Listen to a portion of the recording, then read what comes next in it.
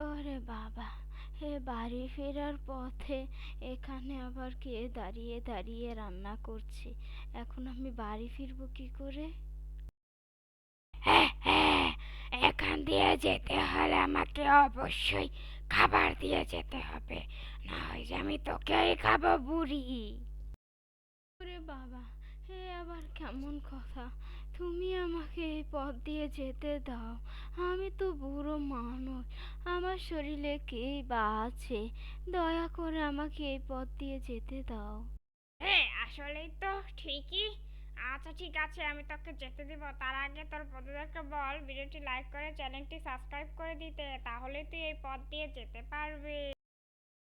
আচ্ছা ঠিক আছে, আমি বলছি। তো বন্ধুরা, তোমরা সবাই ভিডিওটি লাইক করে চ্যানেলটি সাবস্ক্রাইব করে দাও, তাহলে আমি এই পথ দিয়ে যেতে পারবো।